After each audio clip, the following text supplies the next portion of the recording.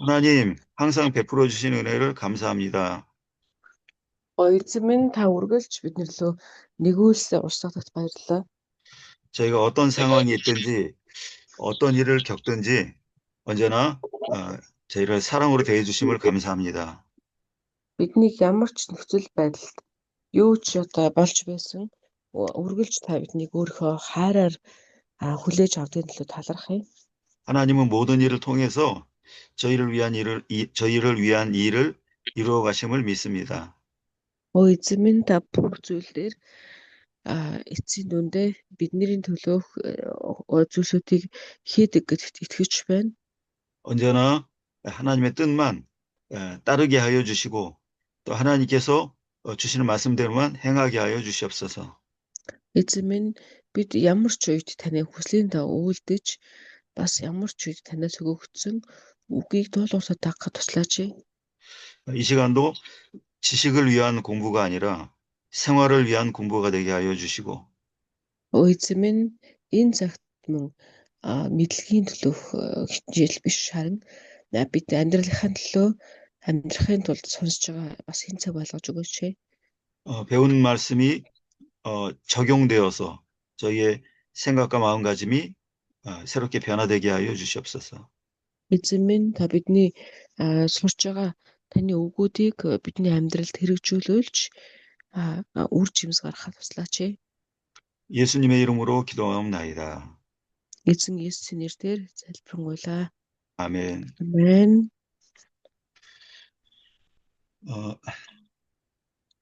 오늘은 3장 23절부터 이제 보실 건데요. За өнөөдөр 1-р хаад намны 3-р бүлгийн 23-аас эхэлж үзэх байгаа зүйлээ. 총 9번째 큰 제목 가운데 2번째 작은 제목이 오늘 순서입니다. За одоо өнөөдөр хэдүүлээ нөгөө нэг 9 дахь сэдвийн 9-ийн 2-р сэдв рүү орж байгаа гэсэн үг. 작은 2번 왕이 자, 누가 이거 뭐 잘못 켜서 소리가 이렇게 울리는데 манайх хэд нэг нөгөө микийг асаалт байгаа тийм үү? 제가 말할 때 이렇게 또 울리는데 왜 그러죠 이게?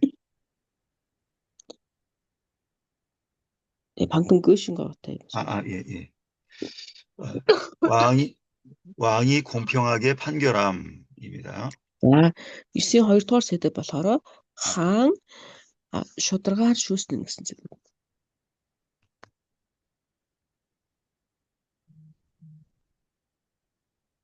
23절부터 25절까지입니다. За 23-аас 25 дугаар ишлэл байгаа. 23절부터 25절까지 읽어 주십시오. За би эндээс 23-аас 25 дугаар ишлэлийг уншиж өгч байна. Тэгэхэд хаан нэг нь амьд буй нь миний хүү харин үгс нь чиний хүү гэж байхад нөгөө нь үгүй чиний хүү өгсөн харин миний хүү амьд гээд байдаг гэж хэлв. Тэгээд хаан надад илт аваад ир гэхэд хааны өмнө илт авчирв. Хаан амьд буй хөвгүүнийг 2 хэсэгт хувааж талыг нь нэг эмэгтэйд нөгөө талыг нь нөгөө эмэгтэйд өгөгдөн гэж тушаав. 진짜를 알 수 없는 두 명의 여자가 한 아기를 데리고 와서 자기 아이라 주장하는 도저히 밝힐 수 없는 그런 문제가 생겼습니다.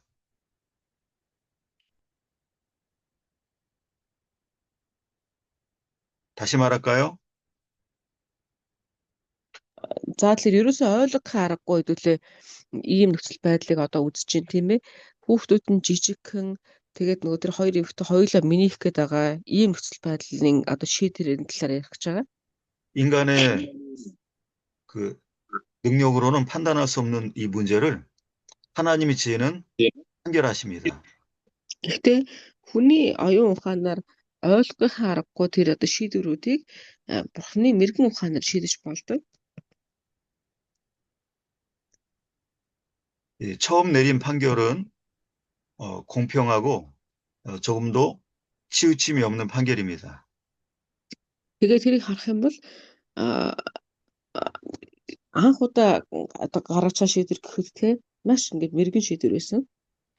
그러나 그 판결은 참을 드러내기 위한 판결이고요.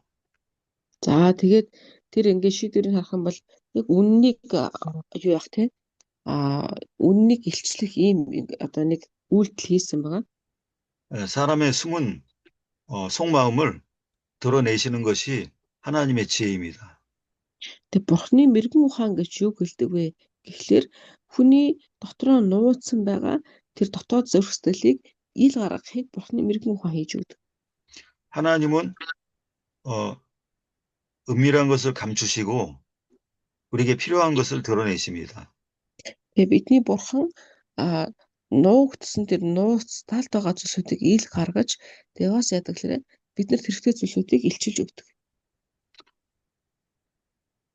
감추시는 능력과 드러내시는 능력이 하나님께 있는 거죠. За тэгээ аливаа зүйлийг далдлах хүч чадал болон аливаа зүйлийг илчлэх хүч чадал аль аль нь бурханд байдаг. 사실 모든 일들은 사람의 눈에 감춰 있고 정확히 알지 못하게 하나님이 해놓으셨어요. Яг үнэндээ бүх зүйлийг те хүн ингээ өөрийнхөө хүч чадлаар харж чадахгүй байх учраас бурхан бүх зүйлийг далдалсан байдаг. 그래서 하나님께서 알게 하신 사람만이 그것을 알 수 있게 되는 겁니다. Тэгээд яадаг гэхээр харин эзэн бурхан зөвхөн одоо мэдүүлэхийг хүссэн хүндээ тэр одоо нууцлагдсан зүйлсүүдийг илчилж өгдөг байна. 사람의 마음도 사람의 말의 뜻도 사람이 알지 못해요. Тэгээд бид нэр өөрсдөө бурханыг бүхэл хүмүүсээ ч ойлгодоггүй, хүний үгийг, хүний дотоод сэтгэлийг, тэр үгний утгыг ч ойлгодоггүй хүмүүс байгаа. 특별히 타인에게 피해를 주기 위해서 속이는 일을 누구도 알 수 없는 거죠. Тэгээд бас ялангуяа яадаг вэ? Албаар ингээд нуугаад хүмүүсийг хохирохын тулд албаар нуугаж ингээд заллиж ярьж байгаа үгүй гэсэн тэр тусам хүн ойлгодоггүй. 억울한 피해자가 생기지 않게 하기 위해서 하나님은 왕을 통해서 그것을 드러내는 일을 하시는 겁니다. Харин бурхан яадаг гэхээр тийм сул дорой хүмүүсийг хамгаалахын тулд тэр одоо ойлгох чадварыг тэ одоо мэдэх чадваруудыг бас өгдөг байгаа. 잠언 25장 2절, 잠언 25장 2절 누가 읽어주십시오. За хин нэг нь сургаалт үс номны 25-ын 2-ыг уншиж өгөөрэй.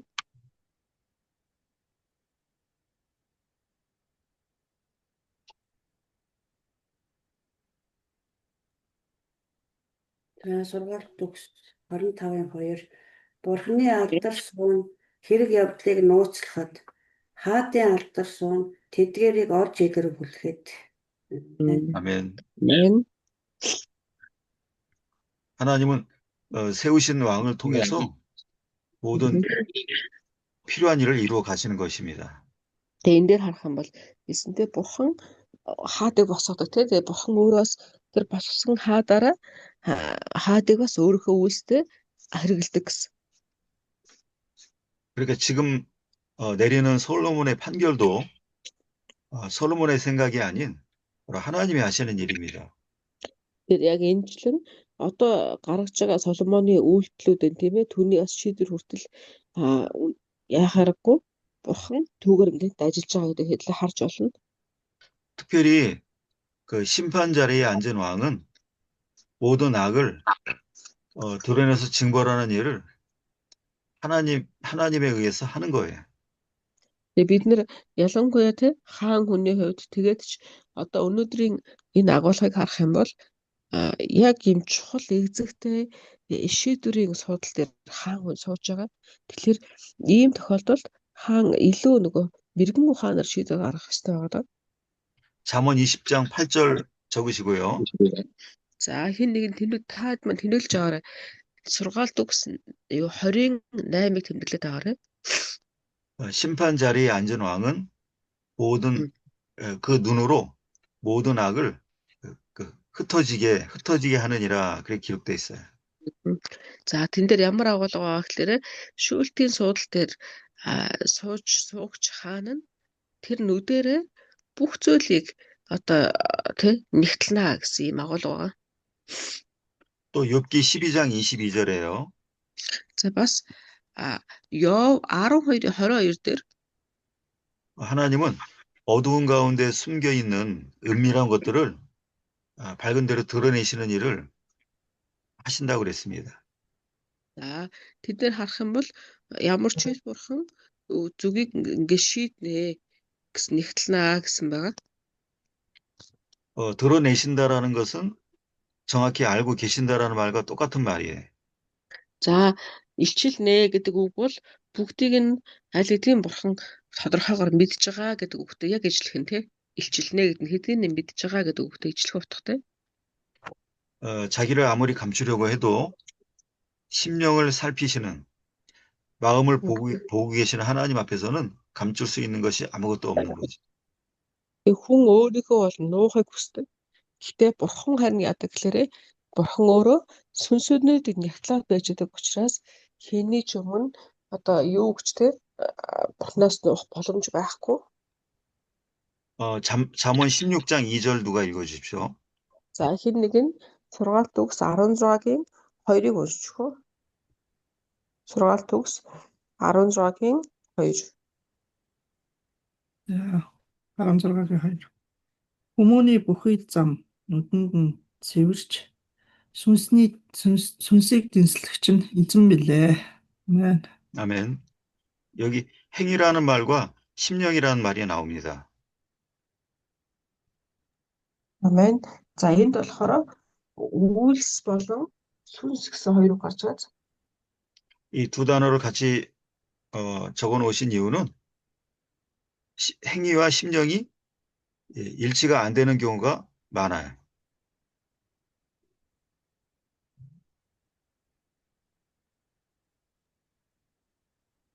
За энэ дээр яагаад энэ хоёр үгийг хамт хэлсэн гэхээр хүн үйлдэл болон сүнс нь ингээд ижилхэн биш байдаг үед их байдаг гэдгийг хэлж өгч. 마음은 사랑이 아닌데 행동은 사랑처럼 행동하는 경우가 많죠. Жишээлх юм бол хүн яг ингээд дотроо хайрын илэрхийлэл хайрын одоо тэр чиг байхгүй хэрнээ үйлдэлээр нэг хайртай юм шиг ингээд аашилдаг байдаг тий. 자기 행동으로 마음을 감추려고 해도 하나님 앞에서 하나님은 행동을 보시는 것이 아니라 마음을 보신다는 거죠. За тэгээ энэ мэдчлэн хүн үйлдэлээрээ одоо өөрийгөө илэрхийлэх гээд өөрийгөө батлах гэдэг юм шиг ингээд боловч бурхан харин үйлдэлийн биш сүнсийг хардлаа гэдэг хэлж өгч. 우리의 마음뿐만 아니라 우리의 생각, 스쳐 지나가는 흘러가는 모든 생각의 흐름까지 하나님은 늘 보고 계십니다. Бидний бурхан бидний зөвхөн сэтгэлийг хараа зогсохгүй тий дотор бодогдож байгаа бодлууд тий одоо тэр нүг тухайн үедээ үйлдэгдэж явах үедээ хийсэн үйлдэлүүдийн сэтлүүд зэргийг бүгдийг нь бурхан ажиглаж байгаа, харж байгаа, нэгтэлж байгаа. 예수님께서 유대인들이 잘못된 생각을 할 때마다 너희가 어찌하여 이런 생각을 하느냐라고 말씀하신 구절이 많이 있습니다. Тэгээд шинэ гэрийг харах юм бол эзэн Есүс одоо фарисеучуд ч юм уу тэр хүмүүсийг харахтаа тэгдэг байсан тий.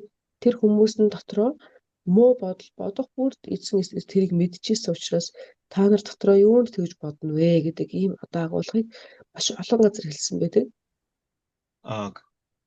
그렇게 말씀하신 이유는 생각을 잘못하면 올바른 마음가짐을 갖지 못하고 올바른 행동을 할 수 없다는 거죠.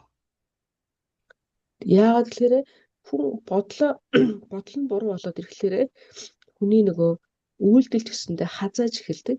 Өөрөөр хэлэх юм бол хүний бодол буруу болоод ирэхлээр бүх сэтлүүд нь ингээд зөв биш болоод эхэлдэг гэсэн үг. 살아있는 아이를 반으로 나누라는 말은 도저히 판결 같지 않은 누구도 이해하지 못하는 그런 엉뚱한 판결입니다. За тэгээ Соломон хааны гэдлийг харах юм бол Соломон хаан хинэж нөгөө санаанд ороогүй тийм үйлчлэг хийж байгаа тийм амьд байгаа хүүхдийг нь надад хоёр хувагаад хоёр талд нь өгчгөө гэд ингэсэн тий. 물건 같으면 이것이 공평할 수 있겠지만 살아있는 사람을 나눈다는 것은 공평이 아니라 끔찍한 두려움이죠. Тэгээ мэдээж хэрвээ энэ хоёр эмэгтэй эд материалын төлөө булаацалтж ирсэн бол хоёуланг нь яг тэнцээхэн хуваагаад өгөө гэх юм бол энэ чинь одоо ойлгомжтой тий. Болох зүйл байна. Зөв шийдвэр гэж болно. Харин энэ дэр чинь амьд хүн яригдж байгаа. Тэгээ амьд хүнийг хуваагаад өг гэдэг чинь одоо зөв шудраг шүүсэн гэхээс илүүгээр одоо хэний ч ингээд сонссон сэртэлгсэн ийм аимшигтай шийдвэрсэн тий. 하나님은 어떤 특별한 일을 일어나게 만드신 다음에 거기에 대한 반응으로 그 중심을 드러내십니다. Бидний бурхан одоо бас ингэж маш юм онцгой тий онцгой альва зүйлийг ингээд тий этгээд ийм шийдвэрийг гаргаснараа хүмүүсийн дотор байгаа тэр одоо хандлагуудыг ил гаргадаг. 반으로 나누는 것이 공평이 아니고 악을 드러내는 그런 공평한 판결을 지금 하고 있다라는 의미입니다. Тэгэхээр Соломон хааны хэлсэн тэр хоёр хуваа гэдэг энэ агуулга болохоор чинь энэ бол эцсийн шийдвэр биш байсан. Зүгээр үнэнийг нь одоо энэ үнэнийг нь олохын төлөө одоо бас нэг оролдлого байсан гэж харж болно тийм ээ. 세 번째 작은 제목인데요. За одоо хэдүүлээ 9-ийн 3 дугаар одоо жижиг сэдвээр орох гэж байна. 판결에 대한 두 여인의 반응. За 9-ийн 3 дугаар сэдвийн гарч нь болохоор шийдвэрт хариу үйлдэл шийдвэрт хандсан хоёр эмэгтэйн хандлага. Шийдвэрт хандсан хоёр эмэгтэйн хандлага. 26절입니다. 26 дугаар эшлэл байгаа. 26절 한 절 읽어주십시오. За 26 үгшиг. Амьд хүүхдийн их хүүгээ өрөвдөж дотор нь өнгөрсөн тул хаан тандан өө эзэн минь амьд буй хүүхдийг түүнд өгдөө. Түүнийг харин битгий алаач гэж гуйв. Харин нөгөө эмэгтэй тэр минийгч болохгүй, чинийгч болохгүй. Хуваатугай гэж хэлжээ. 아멘. 똑같은 사건, 똑같은 문제를 놓고 품은 마음에 따라서 반응이 다른 것은 너무 당연한 일입니다. Энд гэх юм бол яг нэг ижлэхэн байдалд орсон тийм ээ. Гэсэн түүнрүү хандагдаж түүний хариу үйлдэлүүд хоёр өөр гарч ирж байна тийм ээ.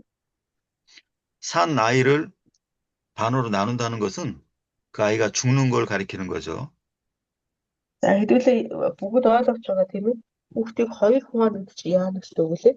Одоо хүүхдийг алсан гэсэн үг яриад байгаа шүү дээ.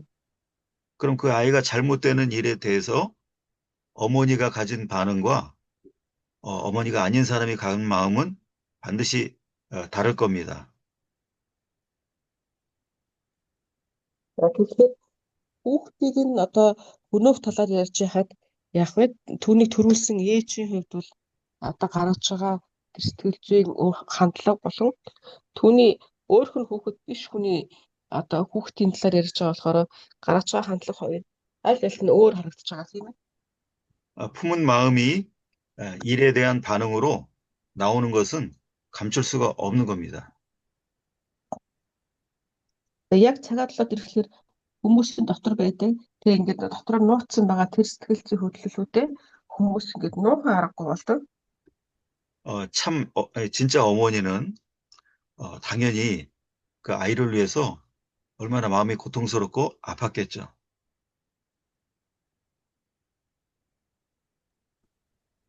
Тэгэхээр яг ингээд бодит байдлаар харах юм бол жинхэнэ нөгөө хүүхдийн ээжийн хувьд яасан бэ? Хүүхдийг нь хуваана гэдэг тэгэхээр сэтгэл нь маш хөнгө өвдсөн тийм ээ. 아이를 누가 데려가느냐가 중요한 게 아니고 아이를 지금 죽지 않게 하는 것이 지금 이 어머니에게는 유일한 지금 선택지, 그러니까 선택할 수 있는 어, 방법입니다.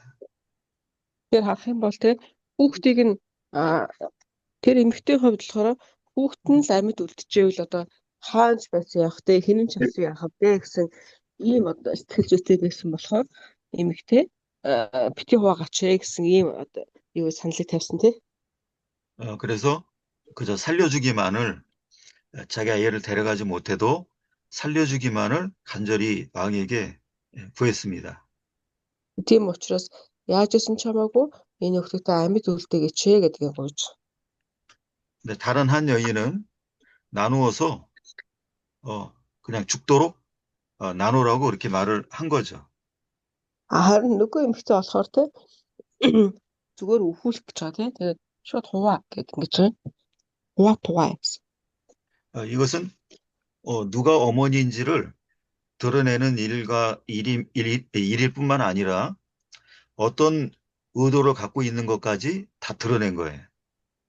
За эндээс хэдүүлээ харах юм бол зөвхөн одоо тэр хүүхдийн ээж нь яг жинхэнэ ээж нь хэм бэ гэдгийг харах гэж байгаа нэг одоо арга байгаа. Гэтээ нөгөө талаар нь бас харах юм бол энэ нь хэн нь яг ямар зэрэг сэтгэлтэй байна вэ гэдгийг ч гэсэндээ бас харах юм одоо аргачлал байгаа. Араас хүүхдийг хуваая гэдэг нь. 그 아이를 조금이라도 사랑하는 마음에서 아이를 자기 아이로 만들려고 했던 것조차 아니었던 거예요. Тэгэхээр эндээс харах юм бол тэр эмэгтэй нөгөө найзынхаа хүүхдийг булааж дундчихт нь булааж авсан шалтгаан нь юу вэ гэхээр тэр хүүхдийг жоохон хайрлаа ч юм уу те тэгэж булааж авсан юм ерөөсөө биш байгаа. 내 아이가 죽었으니 당신 아이가 죽어도 좋다. 내 아이가 죽은 거에 대한 이 마음의 분한 마음을 당신한테 분풀이를 하고 싶다. 그런 의도인 거죠.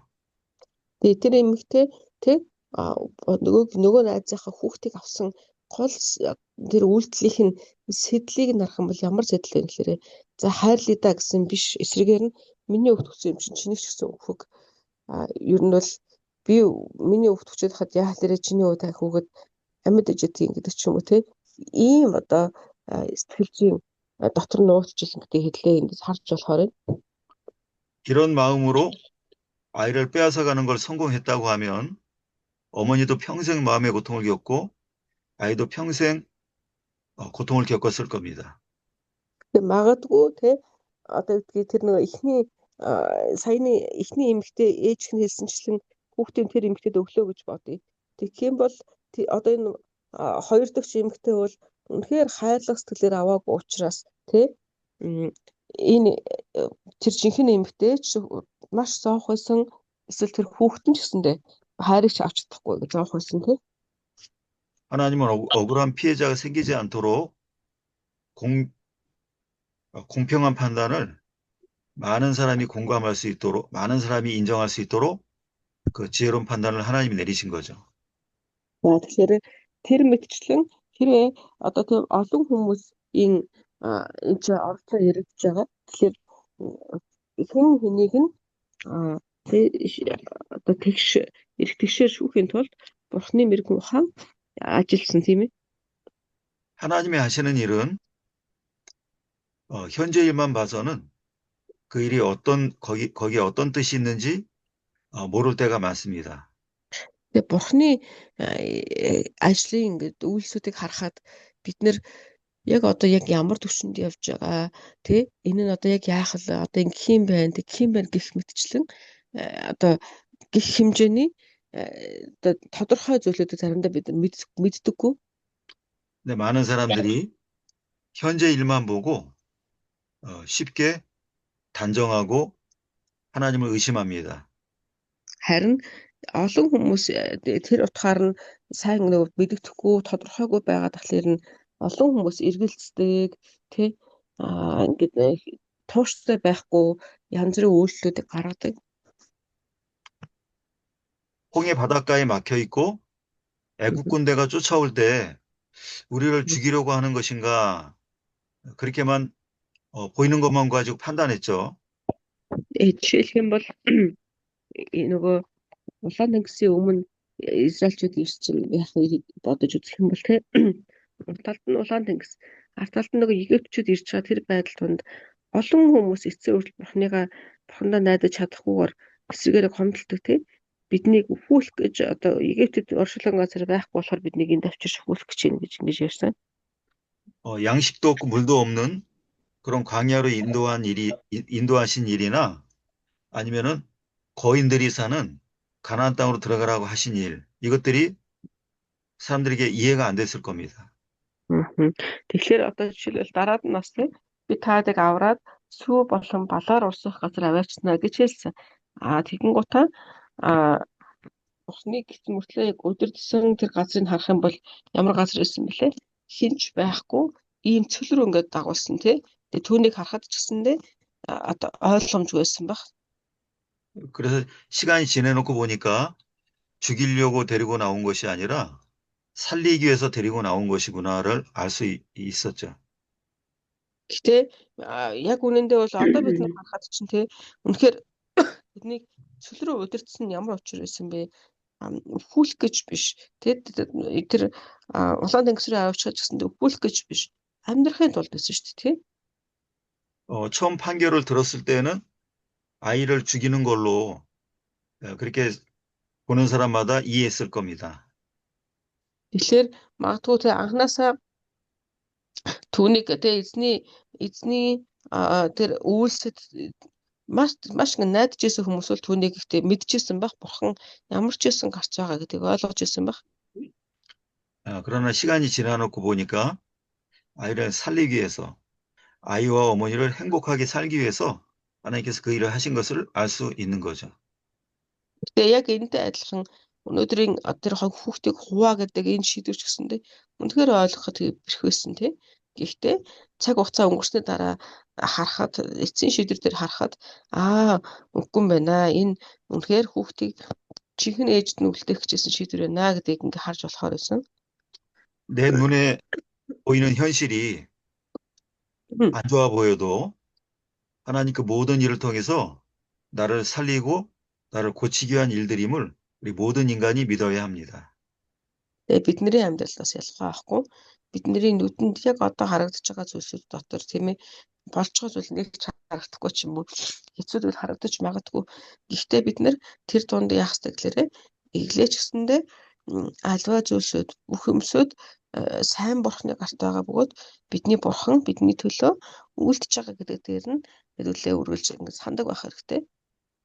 하나님은 우리의 목숨을 귀여기시고 우리의 영혼을 사랑하십니다. Бидний бурхан бидний юг амиг хайрладаг тийм ээ. Амиг хайрладаг бидний амьдралыг хайрладаг бурхан. 우리 모든 인간들은 하나님의 마음을 배워서 사람의 목숨을 귀여기고 그 영혼을 사랑하는 마음을 가져야 됩니다.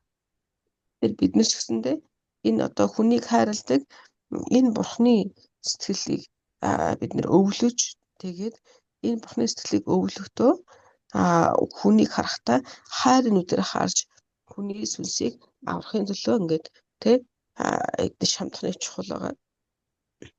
그래서 죽음으로 내려가는 영원한 멸망으로 떨어진 영혼들을 구해내는 일에 있어서 우리가 모든 노력을 기울여야 합니다. Тэгэхээр бид нэр тэр учраас яах вэ гэхээр бурхныгаа бурхны хүслийг тэгээд өөрсдийнхөө гэсэн өөрсдөө анхаарсан бүх бодлуудаа дотор байгаа бодлуудыг ингээд доош нь буулгаад эзний сэтгэлийг ингээд өвлөхтөр анхаарах хэрэгтэй байгаа. 베드로전서 3장 10절부터 11절입니다. За 1-р Петр 3-ын 10-аас 11-ийг харах юм бол 한번 읽어 주십시오. хэн нэг уншиж өгөөрэй. 1-р Петр 3-ын 10-аас 11.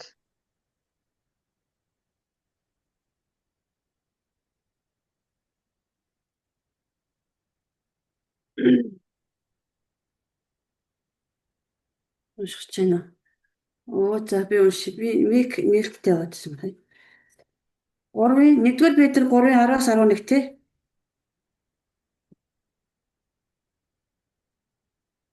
Учир нь амийг хүсэмжилдэг бөгөөд сайн өдрүүдийг үзэхийг хүсдэг нь хилээ муухайгаас уруулаа худад хэлэхээс хамгаал. Муугаас эргэж сайныг үлд амар тайвныг хай мөшиг. 아멘. 하나님과 같이 우리가 생명을 사랑하고 귀히 여기는 마음을 갖는다면 우리가 읽은 구절대로 행한다는 거죠.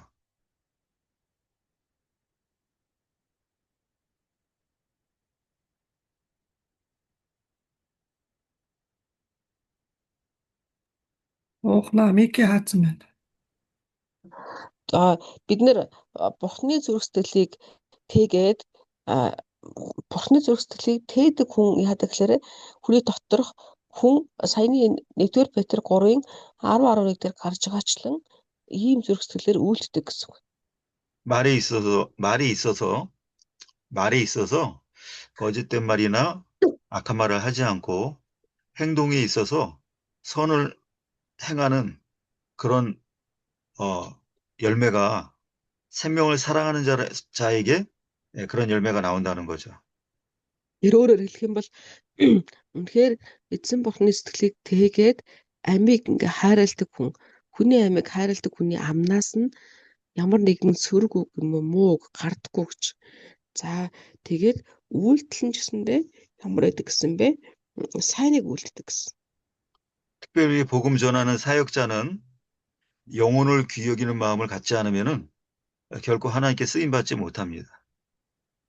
Тэгээ бас ялангуяа хончин эзний хүмүүс эзний хончид болон удирдагч нарт сүнсийг хайрлсан юм хайрын сэтгэл байж ич эзэн тэр хүнийг хэрэгэлдэг.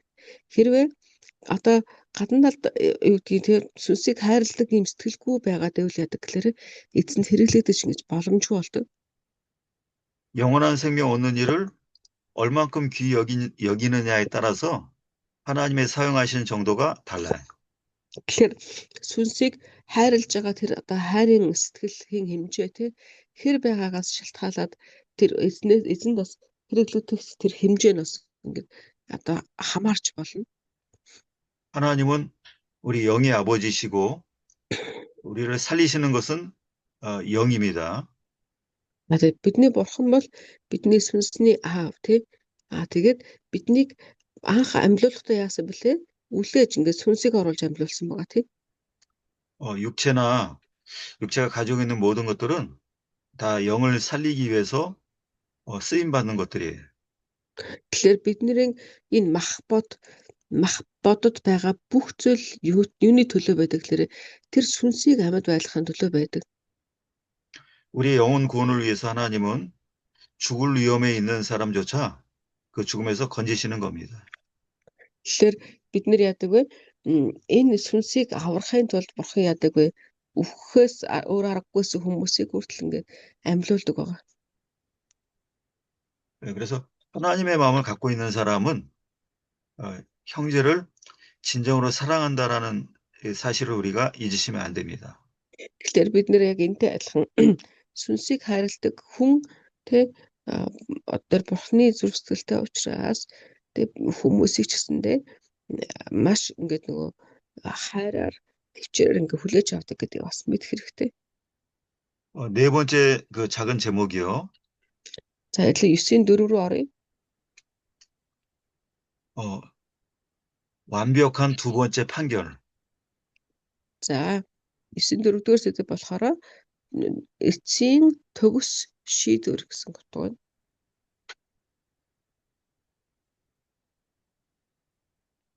27절 한 절이고요. 자, 27-р 이шлэл ганц ишлэл байгаа. 두 번째 판결이 완벽한 판결인 이유는 하나님의 판결이 어떠하심을 보여주는 판결이기 때문입니다. За, тэгээ хоёр дахь энэ эцсийн шийдвэр нь эндээс хэлээ харах юм бол Бурхны шийдвэр яаж гардаг вэ гэдгийг харж болно. 27절 읽어 주십시오. За 27 дугаар ишлэгийг шийдвүлээ.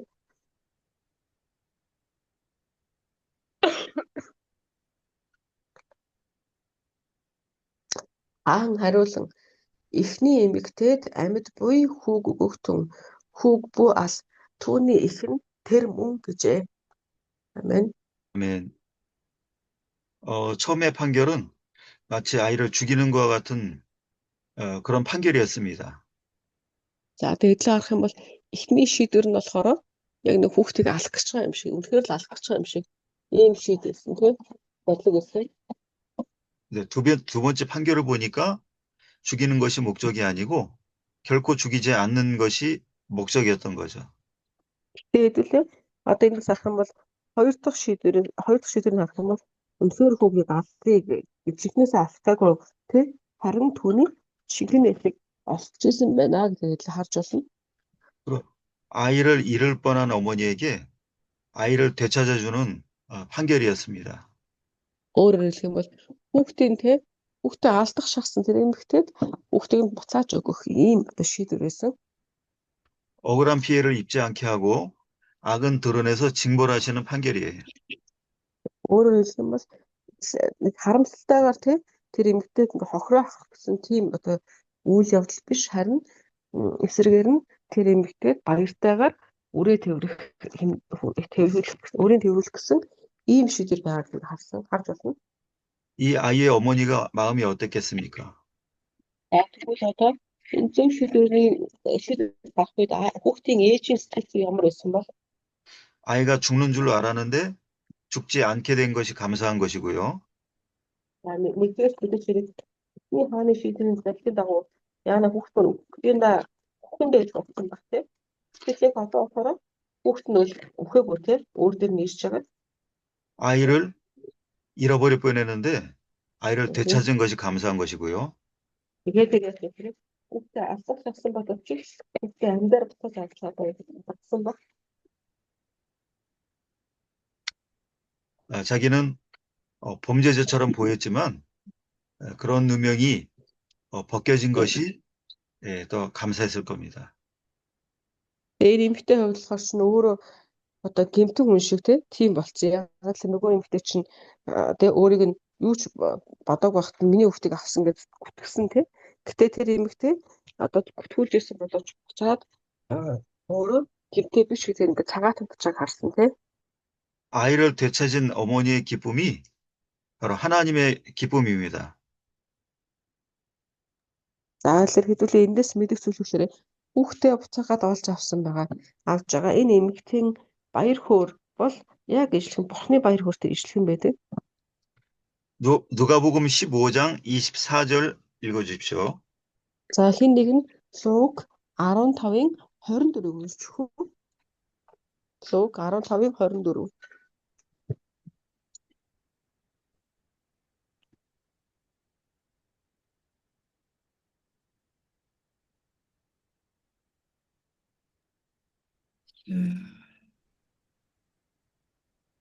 Луг 15:24. Учир нь энэ хүү минь өгсөн боловч амь оржээ. Тэр алагдсан боловч алдлаа гэв. Тэд найрлан цэнгэлдэж эхлэв. 아멘. 아멘. 둘째 아들이 아버지 곁을 떠나서 고생했던 그 말씀 아닙니까? Энэ нөгөө нэг тий хоёр хүүхэд нь ааваасаа яваад маш их зовсон одоо тэр хэсэг шүү дээ тийм ээ. 집안 재산을 다 잃어버리고 거지가 되어서 돌아온 아들이지만 아버지는 기쁘게 맞이했어요. Тэг хүүхэд нь болохоор и төрөнгөө авч яваад бүгдийг одоо байхгүй болгочоод буцаад ингээд ирэхэд нь аав нь баяртайгаар хүлээж авсан ийм үйл явдал болсон тийм ээ. 그것은 잃어버린 재산이 중요한 게 아니고 그 가장 소중한 아들을 다시 얻었기 때문에 그보다 더 기쁜 일이 없었던 겁니다. За эцгийн хувьд болохоор чинь одоо тэр өргөцсөн эд хөрөнгө биш те харин өрн буцаж ирээд ирж байгааг нь харахтаа үнэхээр баяр хүртэй байсан те. 우리가 마귀에게 속아서 끌려가다가 거기서 빠져나와서 하나님께로 돌이키면 하나님께서 이와 같은 마음을 가지십니다. Бид нэр муу нэгэнд ингээд орлогдоо төтлөгдөөд ингээд явдаг тийм. Гэхдээ тэгж жагаад буцаад тэр замаас эргээд эзэн бурхан руугаа ирэх үед бидний бурхан бас мөн адил ийм одоо энэ нөгөө алдагдсан хүүгийн аав шиг нь баярлдаг гэсэн үг. 너는 죽었다가 다시 살아난 내 아들이고 잃어버렸다가 다시 찾은 아들이다. 이렇게 말씀하십니다. За тэгээд юу гэсэн бэ? Чи өгсөн байсан боловч дахин олдлоо тий? Дахин амьллаа. Алдагдсан байсан боловч дахин олдлоо гэж ингэ хэлж. 또 우리가 사랑하는 자식을 세상으로 빼앗겼다 할지라도 그걸 되찾아주는 일을 하나님은 하시는 거예요. Тэгээд бид нэр бас яадаг вэ? Хайртай хүүхдүүдтэй ч юм уу тий? Ингээд дэлхий рүү алддаг ийм тохиолдлууд байдаг ч гэсэндээ бидний бурхан түүний төлөө бас санаа тавьж буцаагаад төлөв олддог. 내 노력으로 내 방법으로 하려고 하면 안 되는 것입니다. Тэгэхээр бид нэр өөрийнхөө аргаар ч юм уу өөрөө гэж зохицуулаад олно гэж бол байхгүй. 하나님의 지혜에 인도를 받고 하나님의 하시는 말씀대로만 행하면 아들을 되찾게 되는 거예요. Тэгэхээр харин хүн хэрхэн тэгвэл амжилттайгаар одоо тэг хүүгээ ч юм буцаад олох боломжтой вэ? Тэгэхээр бурхны төлөвлөгөөний дагуу төлөвлөгөөг мэдээд бурхны үгийн дагуу үйлдэх гэж өгөхөд буцаад тэр ингээ олддог гэж.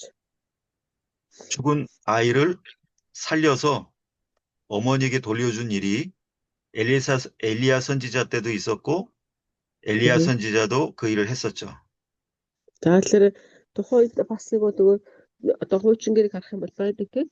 Илия шашаач тэр өгсөн хүүхдийг ингээ амьлуулдаг тийм ээ. Амьлуулаад буцаагаад ээжд нь өгсөн юм тохиолдол байсан тийм ээ.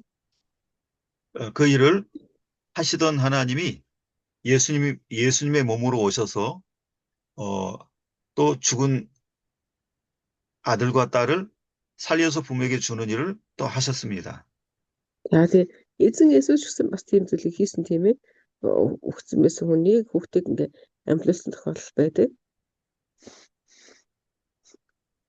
이 말씀은 부모가 하나님을 진심으로 믿고 하나님께 도우심을 구하면 하나님은 그 자녀 살려내는 일을 지금도 하고 계십니다.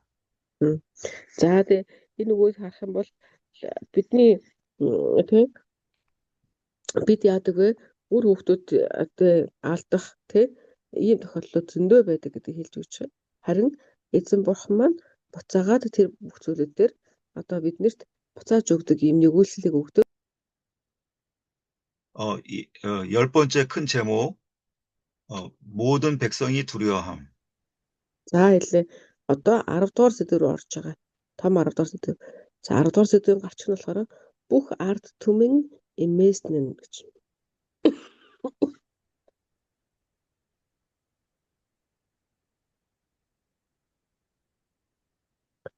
이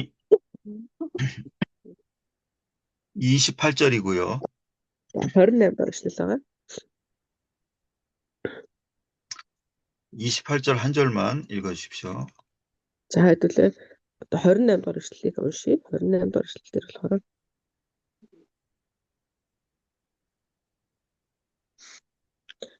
хааны гаргасан шүүхийн тогтоолыг бүх Израиль даяар сонсож шүүлт явуулах бурхны мэрэгэн ухаан хаанд буйг тэд үзээд хаанаас имэвэ гэсэн. 아멘. 아멘. 이 판결한 일을 놓고 볼 때 백성들은 두려운 마음을 가질 수밖에 없었던 겁니다. Тэгээ хааны одоо энэ нөгөө шийдэж байгаа тийм шийдвэр гаргаж байгаа арга барилыг харахтаа ард түмэн яхаа аргагүй эмээхээс өөр аргагүй байсан. 사람이 두려운 마음을 느끼는 때는 인간의 한계를 뛰어넘는 그런 놀라운 일을 봤을 때 두려운 마음을 겪는 거예요. Тэг хүмүүс яагаад ингэ эмээх сэтгэлтэй болдог вэ? Тэгэхээр өөрийнх нь бодсноос илүү одоо ингээд өөрийг нь одоо шоконд оруулах гэх юм уу? Ийм зүйл ингээ хийж байгааг харахтаа хүмүүс ингээ эмээдэг баг.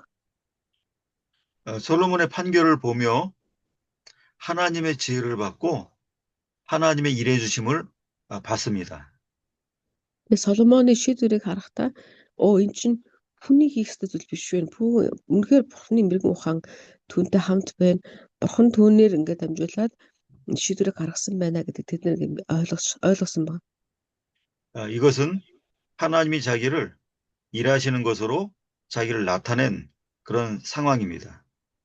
За тэгэхээр эндээс харах юм бол Бурхан өөрийнхөө нөгөө ажиллах одоо ажиллаж байгаа гэдгийг хартуун мэдүүлсэн ийм үйл явдал болсон тий.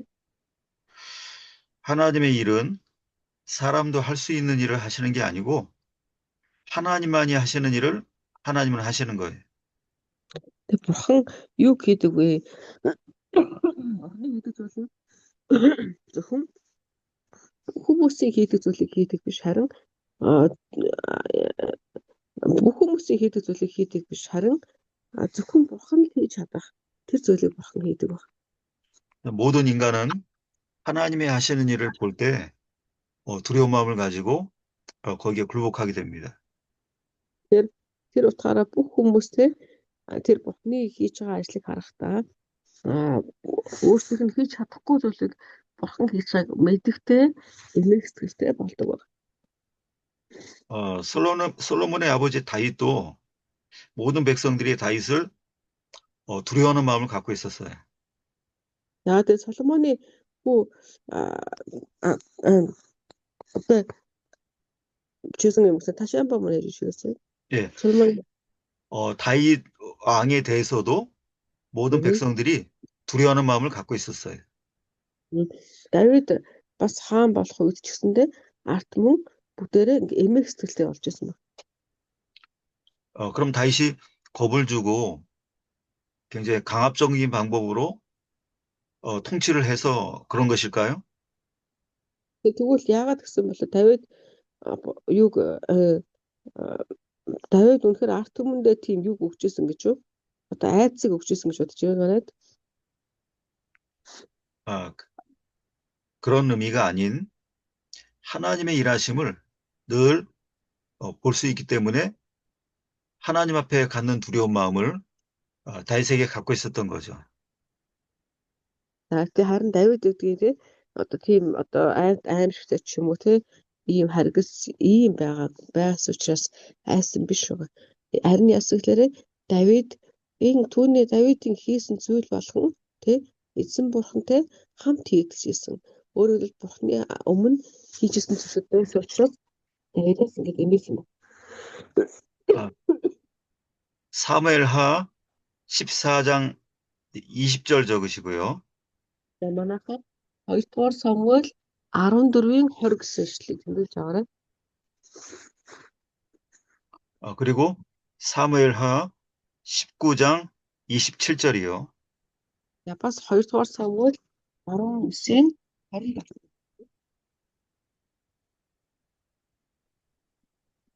네, 여기 이 두 구절에는 다윗을 하나님의 사자라고 고백한 두 사람의 고백이 나옵니다.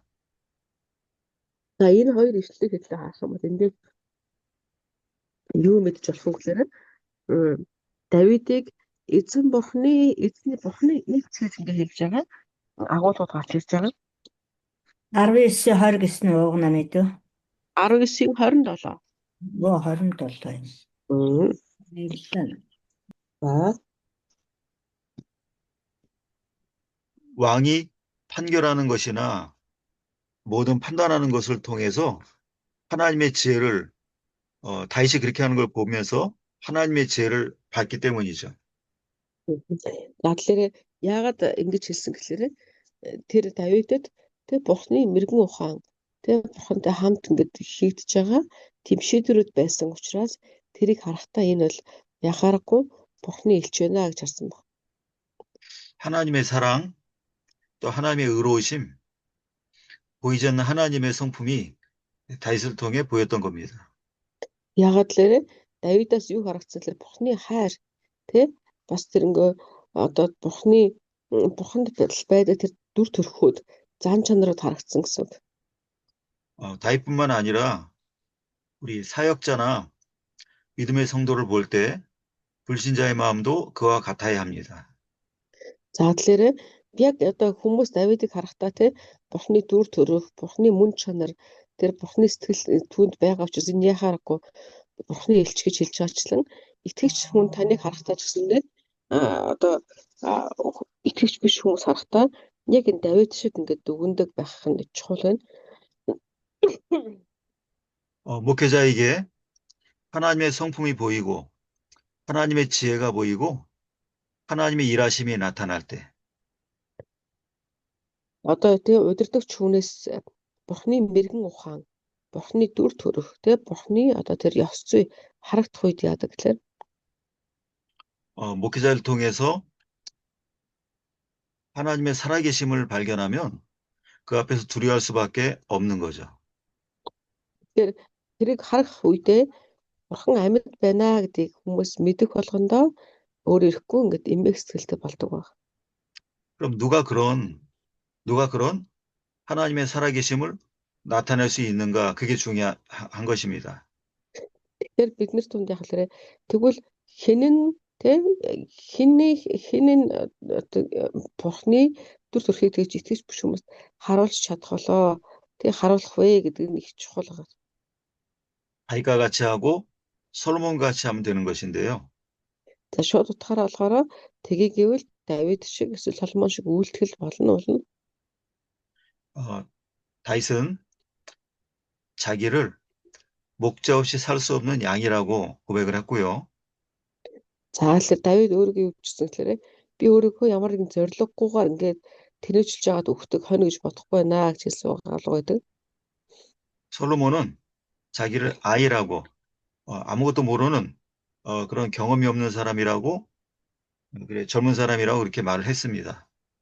За харин Соломоны хувьд болохоор би бол таны өмнө балчир хөвгөн байна. Тэгээ юу ч мэдэхгүй балчир хөвгөн байна гэж хэлсэн мэт. 내 방법과 나의 노력으로 나의 지혜로 하지 않으려고 해야 합니다. Тийм болохоор бид нэр аливаа зүйлийг хийхдээ өөрийнхөө одоо хүчээр өөрийнхөө арга барилаар ч юм уу өөрөө зүтгээдэж босох болохгүй. 하나님의 인도하심을 따라 행하고 하나님의 도우심으로 하려고 하고 그래서 늘 말씀을 가까이 하고 기도하는 목회자. Тэгэхээр бид нар яах вэ? Харин эсвэргээрээ өдөр бүр залбирдаг, эзний үгийг ингээд дуулуурсаа хахад хичээдэг, за хичээхдээ одоо хамтран хичээдэг ийм хүн байх нь чухал байгаа. 그에게는 하나님이 친히 그 사람을 통해서 하나님이 친히 일하시기 때문에 하나님이 그를 입증해 주시는 그 역사를 나타내셔요. Тэгэхээр энд одоо хүн өөрийнхөө биш одоо Бурхны хүчээр мэрэгэн ухаанаар нь хичээе гэж хичээх үед яадаг вэ? Эзэн Бурхан тэр хүнд ингээд одоо тэр хүний хэрэгэлдэг бөгөөд түүний амьдралыг бас удирдах өгдөг. 우리가 전달한 말은 하나님이 하신 말씀이 된다고 하면은 거기에 대한 입증을 각자의 그 성도들 생활 가운데서 하나님이 그것을 증거해 주십니다. За тэгэхээр яаж хэрэгэлдэг гэхээр жишээлх юм бол бид нар одоо өнөөдөр сурж байгаачлан эзний үг сурж байна. Тэгэнгүүт яг эзний хүмүүс өглөөж авахдаа тэр үгийг одоо одоо би хийх ёстой үг байна гэж ингээ хүлээж авдаг шүү дээ. 그런 일을 보고 나면 목회자 앞에 말씀을 들을 때 두려운 마음으로 떨리는 마음으로 말씀을 들을 수밖에 없는 거죠. Тэгэхээр тийм одоо эзний үгийг авлаа гэж бодъё. Аваад түүний дагав яг үйлдэл ирэхлээр яадаг гэхээр итгэгч нар хүртэл хараад мэддэг. Тэгээд мэдээд зогсохгүй эмээдэг. 10분 쉬었다 하겠습니다. За адилхан 10 минут амарч байгаа байна.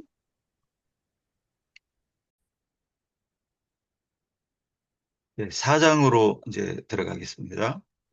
За хэдүүлээ одоо 1-р хаад номын 4-р бүлгээр орох гэж байна. 4장의 핵심 교훈은 이스라엘의 부강함과 명성. Мм. За дөрөвдүгээр бүлгийн сэдэв болохоор Израилийн хүчрхэгдсэн гэсэн сэдэв байна.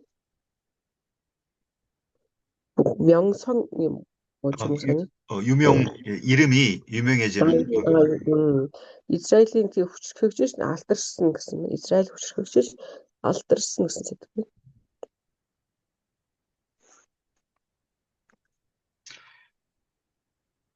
이것은 지혜의 통치를 받은 결과라고 볼 수 있죠. За өөрөөр хэлэх юм бол энэ ч болохоор эзний нөгөө мэрэгэн ухааны удирдлагын үр дүн гэж байдлаа бас харж болно тийм үү? 첫 번째 큰 제목이요. За нэгдүгээр том сэдв нь юу гэхээр 솔로몬이 왕됨을 하나님께서 인정하심. за нэгдүгээр нь болохоор Соломон хаан болсныг бурхан хүлээн зөвшөөрсөн гэж.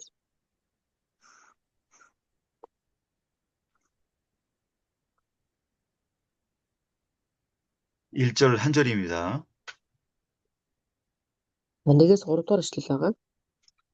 4장 1절 읽어 주십시오. За 4-ийн би 1-р хаад номны 4-ийн 1-р бүлгээр орох чинь.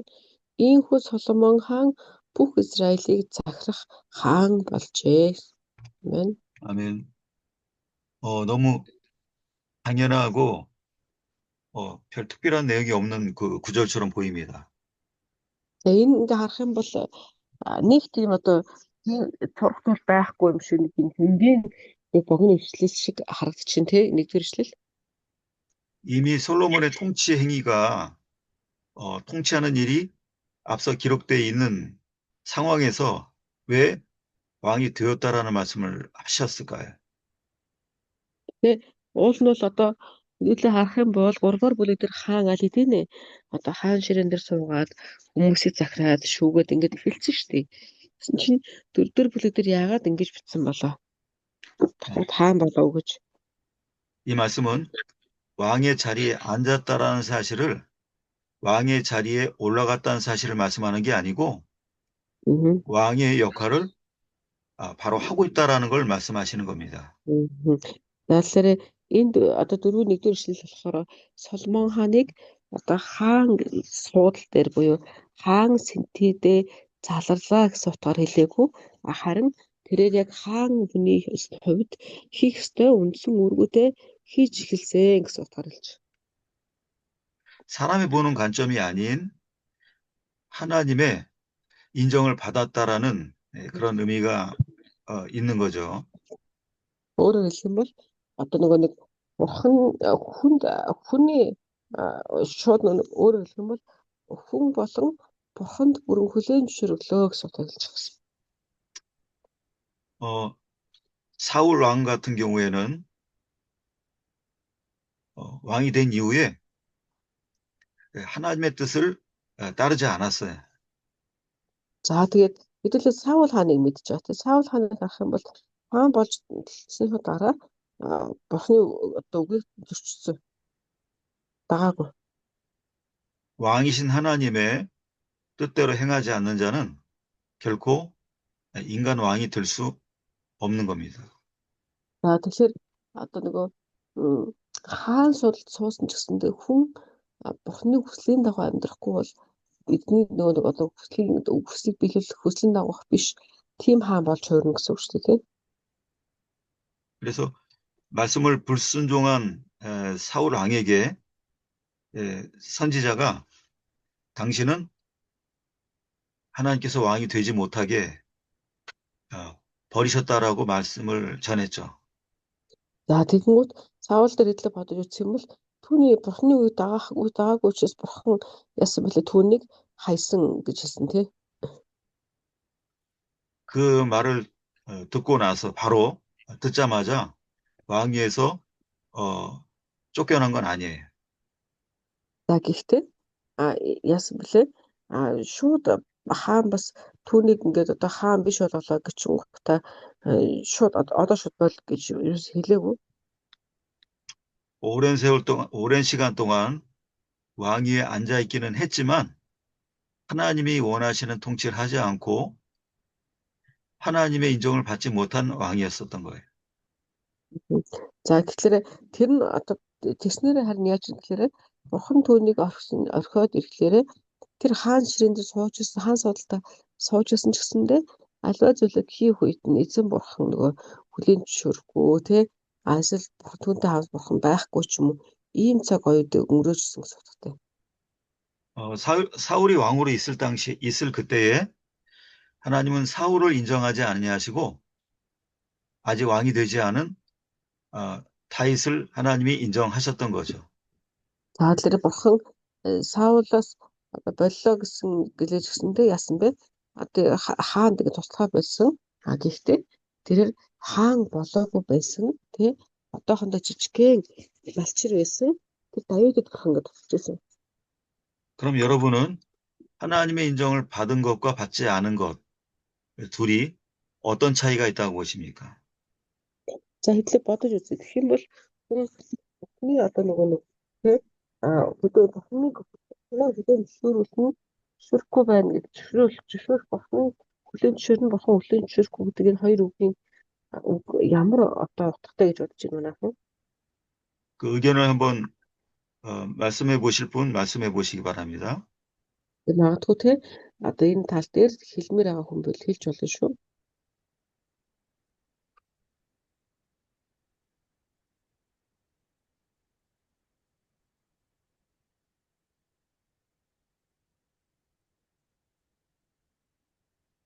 여기에 대한 답은 사울 왕과 다윗의 그 차이가 어떤 건지를 우리가 생각해 보시면 알겠죠.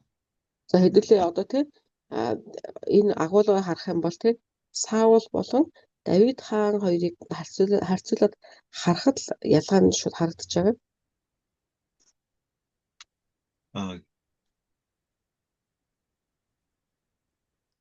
개인적인 능력의 차이를 말씀하는 게 아닙니다. За тэгэхээр энэ дээр болохоор бурхантай хамт байхгүй гэдэг нь болохоор тухайн хүний хувь хүнийх нь өөрийнх нь чадвартай ерөөсө хамааралтай биш үү? 다윗은 기름 받은 이후에 하나님의 성령께서 감동하시고 임하여 계셨습니다. За тэгэхээр юу 죄송해요. 다시 한 번만. 예. 다윗은 기름을 받은 이후로 성령의 감동과 인도하심을 받는 가운데 있었던 거예요.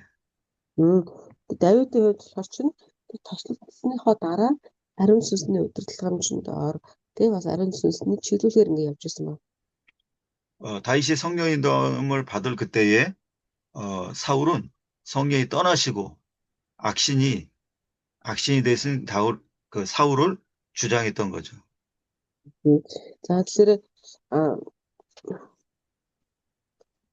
тэрээр юу яасан лээ тослогдсныхоо дараа яг нэг эзэн дээр илүү өөрийнхөө бодлоос илүүгээр эзэн дээр бодлоо ингээ гүн тавьж исэн тийм.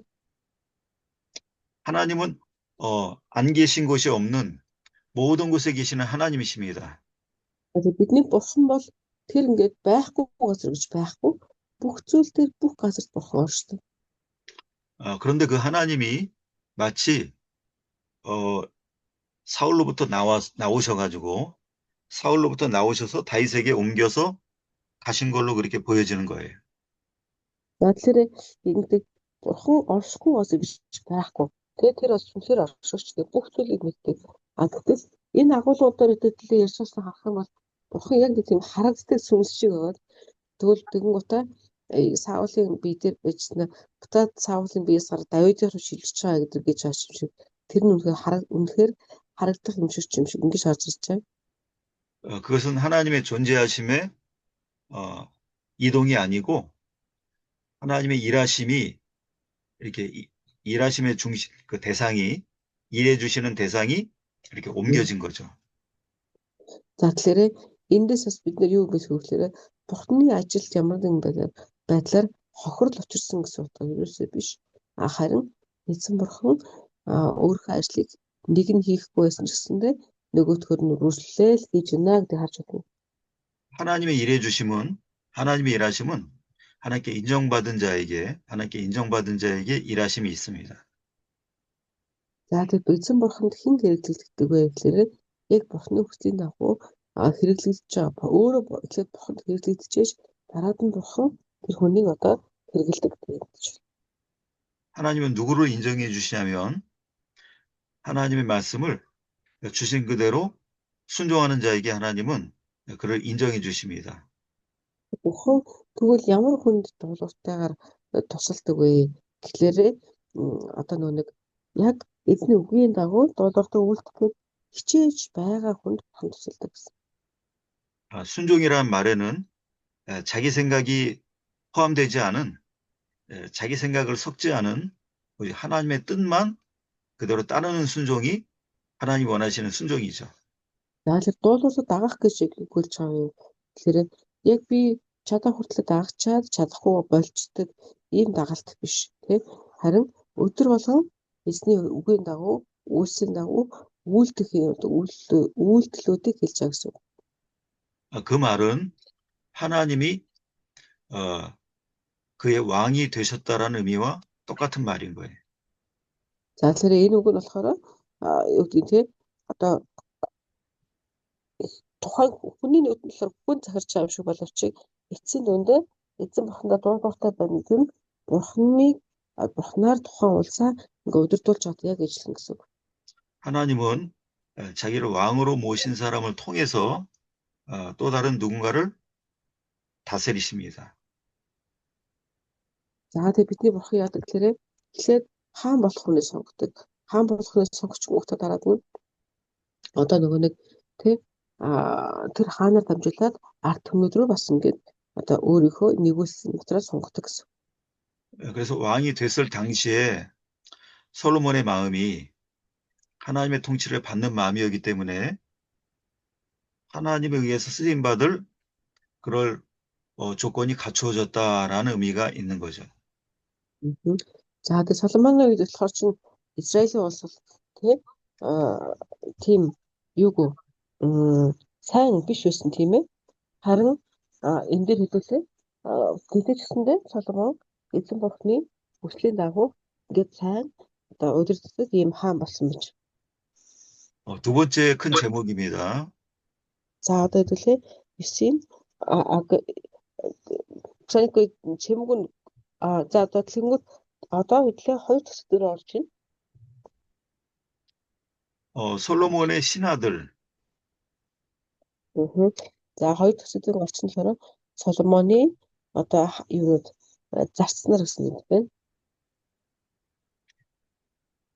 2절부터 19절까지고요. За тэднэр харах юм бол 2-оос 19 дэх ишлэл хүртэл гарч байгаа. 그 가운데 이제 첫 번째 작은 제목. За тэгэхээр энэ сэдвийг хэлээ бас яг хэрэг дотор нь жижиг сэдвээр хувааж болно. 제사장입니다. За нэгдүгээрт нь ахлах хэлснэ гэсэн сэдв байна. 2절이고요. За 2 дугаар ишлэл дээр орж байгаа. 4장 2절 읽어주십시오. За багш нь одоо за би 4-ийн 2 дугаар ишлэлийг уншиж өгье. Түүний түшинбэд нь дахилч Задокийн хүү Азария дахилч. 첫 번째 제사장이 나오는데 그는 사독의 아들이었습니다. За одоо ингээ харах юм бол тэр тэргүй дахилч нар хинг байсан гэсэн чинь Задокийн хүү байсан гэсэн тийм. 사독과 아비아달 두 사람이었던 제사장이 사독 단독으로 이렇게 혼자 그 일을 맡게 됐습니다. За тэр тухайн үед дахилчийн хүү байсан тийм. тэрээр одоо бүх зүйлийг ингээд өөрөө гардаж хийхэр болж. 근데 여기 기록은 사독이 아닌 사독의 아들이 기록되어 있죠. За гэхдээ уул нь бол аав нь болохоор тухайн үедээ өөрийнхөө цаг үед болохоор бүх зүйлийг удирдах бас авч явж байсан тий. Гэтэ өнөөдөр болохоор энийг харах юм бол Задок биш харин Задокийн хүүгийн талаар ярих гэж байна. 그것은 제사장의 직분이 사도 가문을 통해서 계속 이어져 내려갈 것을 미리 말씀하시는 거예요. 아, 예, 목사님 다시 한 번만 부탁드릴까요? 사도 가문을 통해서 제사장의 직분이 계속 이어져 내려갈 것을 이 구절로 미리 말씀하시는 거죠. За тэгэхээр ийм тахилчийн одоо Задокийн хүү гэж ярьж байгаа шүү дээ тийм ээ. Энэ болохоор одоо жишээлбэл аав нь тэргүй тахилч боллоо гэх юм бол түүний хүүхдүүд нь болохоор үе дамжин тахил ингээд тэргүй тахилч нар болох ёстой байгаа даа шүү дээ тийм ээ. Тэр утгаараа энэ чинь Задокийн нэрийг бичээд тэгэнгүүтээ дараа нь түүний хүүг бичсэн юм аа гэж. 사독의 가문 이 제사장 측은 끊어지지 않고 계속 이어져 내려갈 것을 하나님이 말씀하셨습니다. Тэгээд энэ Задокийн талаар болохоор бурхан өмнө нь юу гэсэлээ түүний одоо үйлчлэл нь тэ түүн тасрахгүй үеэс үед ингэ тасрахгүй гэдгийг нь хэлжсэн байна. 그 약속은 언제 하셨냐면 엘르아살의 아들. 그러니까, Илиасарын адар 예, энэ амбалтыг бурхан хэзээ өгсөлөө Илиасарын хүүг өгж явахтай 비느하스에게 하신 약속이죠. Пинас 민수기 25장 11절부터 13절 읽어주십시오. За манайха хэн нэг нь шүү дээ. Тооло номны Минсүгийн 25장 11절부터 11절부터 13절. 예. Тооло номны 25-ын 11-ээс 13-ыг уншиж хөтлөө. Тооло номны 25-ын 11-ээс 13. За уншгүй. За. Би Израилийн хүүгүүдийг өөрийн хардталтаар устгахгүй тулд тэдний дунд миний төлөө хардснараа тахилч Аароны арч Елазарын хүү Пинехас Израилийн хүүгүүдээс миний уур хилэнг эргүүлжээ. Тиймээс энэ хил харагтун би түүнд амар тайвны гэрээгээ өгч байна. Тэр өөрийн бурхны төлөө хардаж Израилийн хүүгүүдэд эвлэрүүлэлтийг хийсэн учраас түүнд болон дараах үр удамдан энэ нь мөнхийн тахилчийн үйлчлэлийн гэрээ байна хэмээн хэлгээв. 아멘. 여기 엘르아살의 아들 비느하스가 이 범죄자들을 징벌하는 일을 했는데요. За энэ харах юм бол Илиасарын хүү Пинехас гэж байгаа тийм. Энэ болохоор эзний өмнө муу үйлцэх хүмүүсийг ингээд одоо илрүүлсэн байгаа. 그 일을 통해서 이스라엘의 진노, 하나님의 진노의 징벌이 내리는 것을 막았다고 했습니다. Тэгээд тэгснээрээ Пинехас тийм эзнээс иржсэн тэр Израильчүүдэн дээр буух гэжсэн уур хилэнг нь Израильчүүдийн өмнөөс зайлуулсан гэсэн. 그래서 그에게 제사장 직분이 계속 이어져 내려갈 것을 하나님께서 약속을 하신 거죠. За тэгснээрээ бурхан яасан бэ? Одоо энэ тахилчийн энэ албыг үеэс үед нь боломжлуулан ингээд өгнө гэж амласан баг. 그래서 제사장 계통은 두 개의 가문 계통으로 나눠집니다.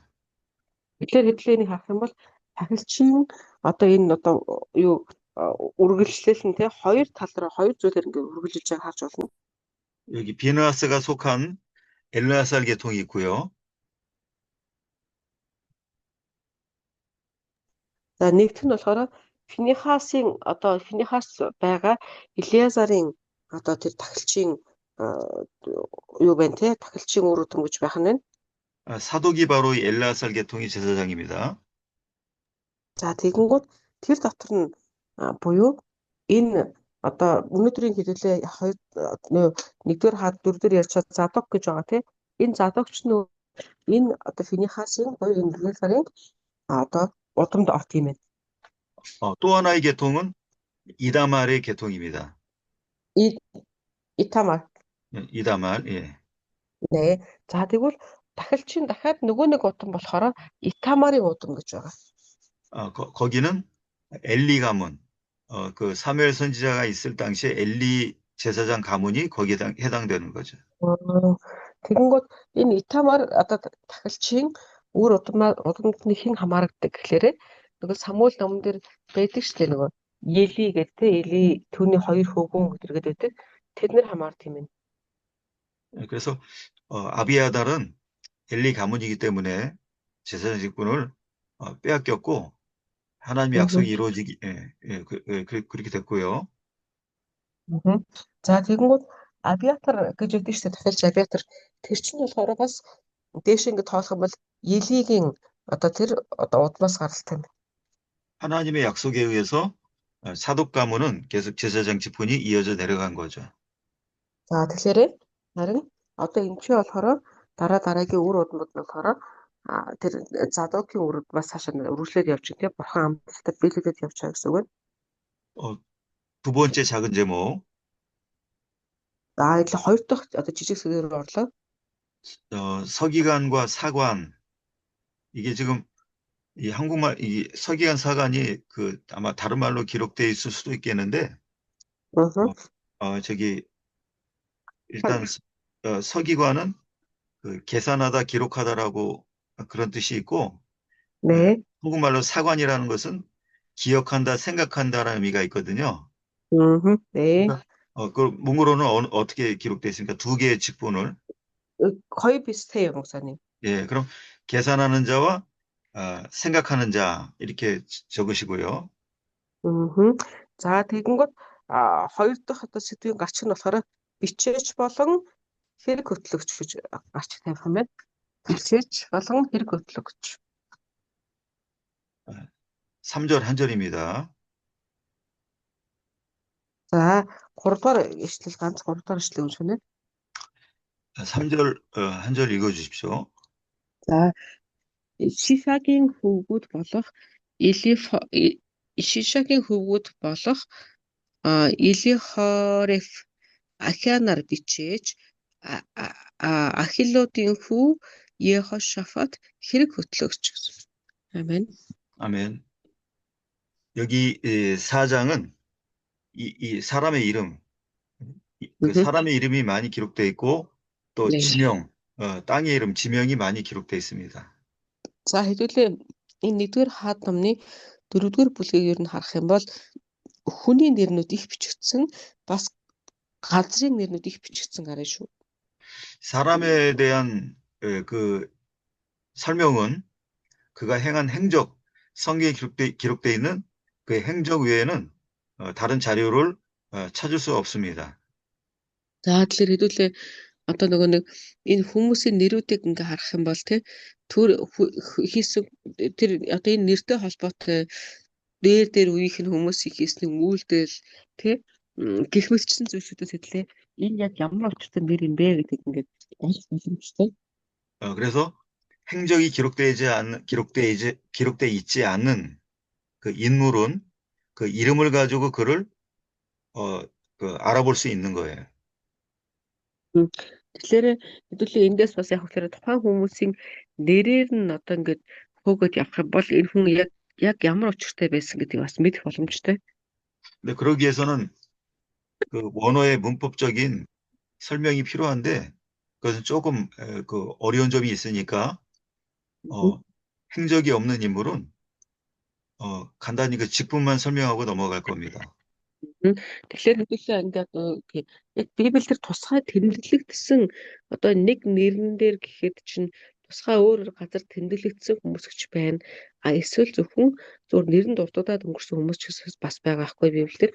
Тийм болохоор хэдүүлээ нэр нь тусгай бүр ингээд одоо өөр газар тэмдэглэгдсэн хүмүүсийг болохоор яагаад тэмдэглэгдсэн ямар учиртай гэдгийг хэдүүлээ харъя. Харин зөвхөн нэр нь бичигдсэн хүмүүсийг болохоор зөвхөн дурдаад өнгөрөөд явна шүү. 그럼 기록하고 계산하는 이 일은 무엇을 위해서 어떤 일을 하기 위해서 임명받은 일일까요? За хэдлээд бол одоо энэ дээр гарч байна бичээч гэж байна тийм ээ. Одоо нөгөө манайхаар бол бичээ сууж байгаа нь дараагийнх нь хэрэг хөтлөгч гэж байна. Энэ хэрэг хөтлөгч гэдэг нь инглээ, тэглээ, ийм юм боллоо, тийм юм боллоо гэдэг одоо нөгөө явцуудыг нь тэмдэглэдэг үнэ хэлт юм. Тэгэхээр энэ хоёрын ялгаа нь юу? Энэ яагаад хэрэгтэй бол энэ хоёр? 왕의 업무를 돕기 위해서 어떤 기록할 것을 기록하는 사람인데요. Тэгэхээр энэ болохоор хааны тий одоо үйлдэлийг хааны юу хийснийг ямар үйлс хийснийг нь тэмдэглэхийн тулд энэ хоёр хоёулаа хэрэгтэй болчихно тийм үү? 가장 중요한 임무는 바로 성경을 왕이 볼 수 있도록 성경을 기록해서 그것을 관리하는 보존하는 그런 일을 하는 사람이 이 기록자입니다.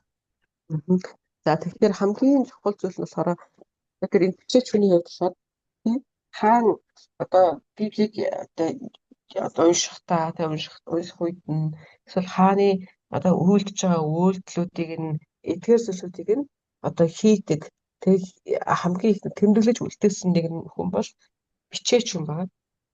단순히 기록만 하는 그 일에서 발전해서 관리도 하고 연구도 하고 후대에 가서는 이제 가르치는 일까지 했습니다. Тэгээ магадгүй те эн чинь зөвхөн яг тэр өдөрт нь тийм юм боллоо, ийм юм боллоо гэж бичгээс гадна яаж юм гэхээр энэ чинь одоо он сартай энэ бичээд дараа үед нь те энэ үед нь ийм юм болж исэн, тэр үед нь тийм юм болж исэн гэдгийг нь бас одоо нөгөө тэмдэглэж хойч үед мэдүүлж өгөхөд бичээч хүний үүрэг байсан гэсэн үг. 예레미야 8장 8절 누가 읽어주십시오. Иремья номны 8-8 уншиж өгөөрэй. Иремья 8-8 уншаарай.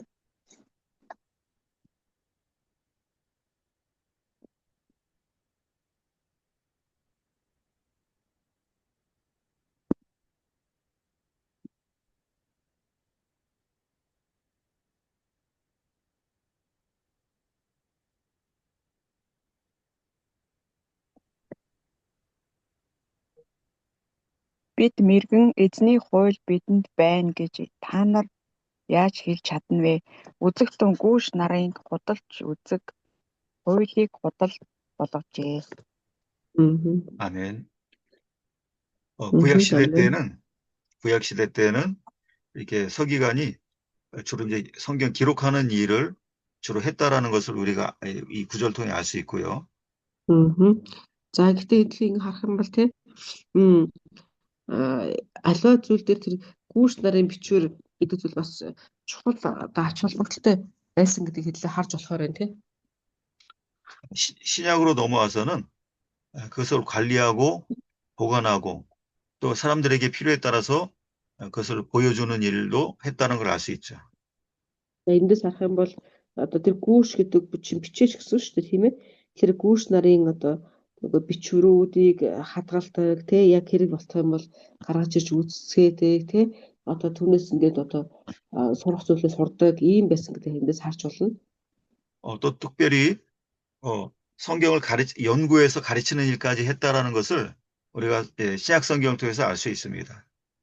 За тэгээ бас энэ гүүш нар болохоор тэр үгийг одоо юу гэдэг судалгаа хийдэг. Тэгэхээр Библийг судлаад бас заадаг гэсэн гэдгийг бас харж болно. 그래서 서기관의 그 역할에 대한 성경 구절 적어 보면은요. За хэлээд тэгэхээр ийм гүүштэй холбоотой Библийн ишлэлүүдийг бас одоо бичиж авъя. 마태복음 13장 52절. Матай 13-ийн 52 дахь ишлэл.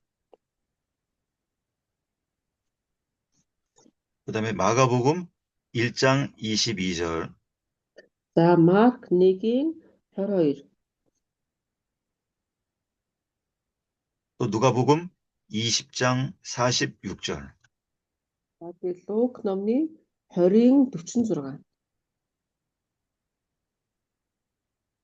여기 보면 성경을 이렇게 가르치기까지 했다라는 사실을 우리가 알 수 있습니다. За эдгээр агуулгуудыг хэдлээ харах юм бол энэ гүүш гэдэг хүн Библийг хүртэл зааж ирсэн байна гэдгийг мэдж байна. 그러면 지금 여기 솔로몬의 그 신하들과 그 비교해서 다윗의 신하들이 어땠는지가 우리가 좀 그 비교해 볼 필요가 있는데. Тэгэхээр одоо Одоо жишээлбэл Соломон хааны хажуу талд байгаа хүмүүсийн талаар сурч байгаа шүү дээ. Тэгэхээр энийг сурахаа хажуугаар тэгвэл Давидын хажууд хэн байсан бэ гэдэг талаас харцгаая. 어, 그건 좀 나중에 얘기하겠습니다. 좀 더 이따 얘기하고, 그건 다윗의 신화에 관해서 좀 나중에 얘기하겠습니다. Давидын одоо итгэл үнэмшлийн талаар тэгээ түүний талаар хэлээ дараа ярилцгаая. 어, 세 번째, 세 번째 그 작은 제목이요. Хэлээд авсан. 3 дахь жижиг сэдвүүрийг орж ийн. 군대 장관과 제사장. За тэр нь болохоор цэргийн дарга болон цэргийн дарга болон дахил өргөгч гэсэн.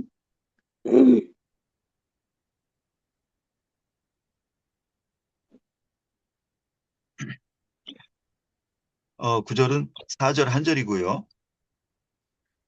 이шлэлээ. 4장 4절 읽어주시기 바랍니다. дөрвийн уншиг. Йехоядагийн хүү Беная цэргийн жанжин. За тэгээд Задокpa Абиатар нар тахилчид. 네. 군대 장관은 요압이 죽었기 때문에 그 다음 후임으로 이 분하야가 군대 장관의 자리를 이어받았습니다. Цэргийн жанжингийн жанжин урд нь Йов байсан. Тэгээ Йов өнгөрсний дараагаар одоо энэ Беная цэргийн жанжин болсон гэж. 어떤 직분을 맡을 때는 그 직분에 필요한 자격이 있는 자에게 그 직분을 맡기는 거죠. Аливаа зүйл төр хүнд ингээд ажил даалгах ч юм уу те эсвэл албан тушаал даалгахдаа тухайн хүний одоо те чадахгүй юу наадар онцлог те чадвар бүхлийг нь харж иж даалгадаг шүү дээ тийм ээ. 분하야가 갖고 있는 자격 가운데 가장 첫 번째 자격은 가장 중요한 자격은 바로 신앙과 바른 분별력입니다. За Бинаягийн хувьд болохоор одоо тэр цэргийн жанжин болоход хамгийн их одоо дөхөм байсан сайн чанар нь юу вэ гэхээр түнд итгэл байсан. За хоёрдугаарт нь бас ялгаан таних чадвар байсан. 다윗의 뜻에 따라서 다윗의 뜻을 따르던 사람들도 도중에 이렇게 이탈하는 일이 생겼어요. Тэгэхээр бол тэр тухайн үед Давидын үед тэр нөгөө дуулуусаа дагсан ч гэсэндээ түүнээс гажлан эсвэл одоо осолцсон хүмүүс гэсэн байсан ба. 압살롬에 의해서 이탈한 사람이 있고 아도니아에 의해서 이탈한 사람이 있죠. Дундаас нь хэлээд Давид хааны яг хажуутандаас хэрнээ урагшаа үүссэн байж бас тийм Абсаломыг дагаад явсан хүмүүс ч байгаа, Адониг дагаад явсан хүмүүс ч бас байгаа. 솔로몬을 끝까지 지지한 것은 이 분하야가 솔로몬을 지지한 것은 다윗의 뜻을 끝까지 거스리지 않고 분별했다라는 의미가 있는 겁니다. Бинаяа болохоор одоо яг эцсийн Соломоныг хамгаалаа. Соломоны хажууд ингэ байсан ба. Тэгэхээр тэр яагаад тэгж байсан гэхээр тэр Давид хааныхаа одоо бодлыг ойлгосон тий түүний хүслийг мэдчихсэн байгаа. 또 좋은 인격을 갖고 있었다는 걸 알 수 있습니다. Бинаягийн талаар харах юм бол тий одоо сайн юутай одоо нөгөө тий сайн мөс чанартай ийм хүн байсан гэдгээс мэдчих болно. 다윗이 왕이었을 때 분하야는 이 블레셋으로부터 온 사람들의 그 부대를 관할하는 역할을 했어요. Урд нь дээр ажилласан Христийн одоо тэр одоо загнаас нь бас бодоод ялган танихгүй байдлаас орж исэн үе байсан. 사무엘하 8장 18절 누가 읽어주십시오. шүү сонсогдохгүй. Лугнагийн дуу сул байна сонсогдохгүй шүү. За 목사님 죄송하지만 다시 한번 구절을 좀 사무엘하 그 성경 구절이 사무엘하 8장 18절이요. 자, хоёрдугаар Самуэль 8-ийн 18-ыг хэн нэг нь уншиж өгөөрэй. 한번 읽어주십시오. За 2 дугаар Самуэль 8:18-ыг нь уншиж өгөөрэй.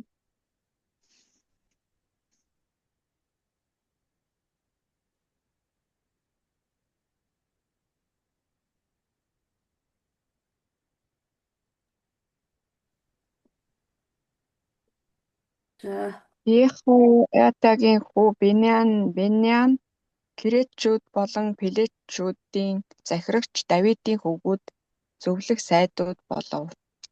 아멘. 여기 분하야가 반할했다고 인도했다고 하는 사람들은 블레셋으로부터 이렇게 망명 온 부대들입니다.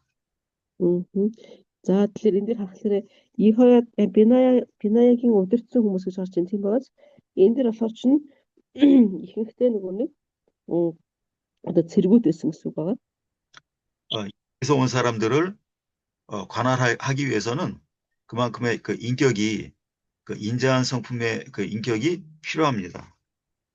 Тэгэхээр одоо олзлогдсон ирсэн хүмүүс ч юм уу те энэ одоо хүмүүсийг бүгдийг удирдахад маш ингээд одоо хүчтэй тооцоол хэрэгтэй байгаа. 그러니까 신앙, 분별력, 인격뿐만 아니라 또 중요한 게 하나가 있습니다. За тэгэхээр хүнд ерөнхийдөө итгэл те за дотоод мэс чанар за тэгээд мөн зэрэг зүйл байхаас гадна бас өөр дахиад нэг чухал зүйл байх ёстой байдаг. 바로 용기 있는 담대한 그런 마음이죠. За тэгэхээр тэр нь юу гэхээр одоо тэг бат цогсдог зоригтой ийм сэтгэл зүй бас хэрэгтэй байдаг. 사무엘하 23장 20절부터 21절 적어 놓으시고요. За тэгээд 2 дугаар Самуэль номны 20장 23장 20절부터 21절. За 2 дугаар Самуэль 23-ийн 21-с 22 дугаар ишлэгийг бас яг энэ үеийг нэг харж болно. 거기에 보면 보통 사람이 하지 못하는 그런 굉장히 큰 일, 대단한 일을 이 분하야가 한 것을 볼 수 있어요. За тэгээд эндээс хэлээ юу мэдэж болох вэ гэхээр одоо маш тийм чухал зүйлийг Бинаяг хийсэн гэдгийг мэдэж болно. 그것은 자기의 마음이 본인의 마음이 아닌 하나님의 주신 담대한 마음으로 그런 일을 했다라는 거죠. За Бинаяг тухайн үед өөрийнхөө сэтгэл зүйд байгаагүй харин Бурханаас өгөгдсөн, Бурханаар хурцлагдсан зоригтой сэтгэл зүгээрээ одоо үйлдэлсэн үйлдэлийг харж байна. 그래서 이런 여러 가지 조건에 의해서 이스라엘 군대를 통솔하기에 적합한 자격을 분하야가 갖고 있었습니다. Тэгэхээр Бинаягийн хувьд болохоор одоо тэгэхээр тэр бүхэл бүтэн цэргийг авч явахын тулд те маш төвчээр те зориг болон бусад ингээд чадваруудыг эзэмшсэн ийм хүн байсан гэж. 근데 여기 앞에서 제사장에 대해서 기록이 여기 지금 2절에 있었죠. За тэгэхээр тэр хаадын 1-р хаад 4-ийн 2-р ишлэгийг харах юм бол тэрэн дээр бол дахилчийн талаар ярьсан шүү дээ тий. 근데 4절에 또 기록이 있습니다. 제사장에 대한 기록이 또 있습니다. Гэтэ харах юм бол 4-р ишлэл дээр нь дахиад дахилч гэж гарч ирж байгаа. 그것은 바로 여기 아사리아의 아버지 사독과 또 다른 제사장 아비아달이 여기 기록되어 있습니다. Тэгэнгүүтээ энэ дээр нь харах юм бол ямар юу гарч байлаа? Задок гэсэн тий. За Задок болон Абиатарын талаар гарч ирж байгаа. 이 말씀의 뜻은 그 주축이 된 그러니까 주된 임무를 맡은 그런 제사장이 아니고 명단에 올라 있는 보조적인 역할을 하는 제사장을 말씀하는 거죠. Тэгэхээр энэ дээр болохоор ямар дахилчийн талаар ярьж байна гэхээр яг бүр үндсэн тэргүүн дахилч биш. Харин одоо хэдүүлээ ойлгох юм бол нөгөө туслахаар үйлчилдэг дахилч нарын талаар ингэж бичсэн байна гэж ойлгож байна. 사독의 경우는 그 일의 업무를 일의 업무를 아들에게 준 지금 상황 아닙니까? 그, 어, 그 자동, 제사장의 업무를 어, 아들에게 넘겨준 그 사실을 지금 2절에 기록되어 있는 거예요. за тэгэхээр дөрөвдөр байж байгаа задок гэж байна. Дахиад задок болохоор чинь яасан бэлээ тэрүүн дахиалчийнхаа одоо үүргийг болохоор өөрийнхөө хүүдээ өвдөөсөн гэдэг талаар 2 дугаар эшлэлээр байгаа шүү дээ, тийм үү? 그것은 연령에 의해서 그렇게 결정이 되는 거죠. Мгм. Яг нөгөө нэг яагаад ингэсэн гэхээр насны одоо байдлаас нөлөөлсөн байх. 민수기 4장 23절 보시면은요. За тооллого 4-ийн 23-ыг үзэх юм бол 그것도 읽어주십시오. за тэрийг бас хэнийг уншиж өгөөрэй. Тооллого 4-ийн 23. 4장 23절. 예, 예. Мгм. Тооллого 4-ийн 23.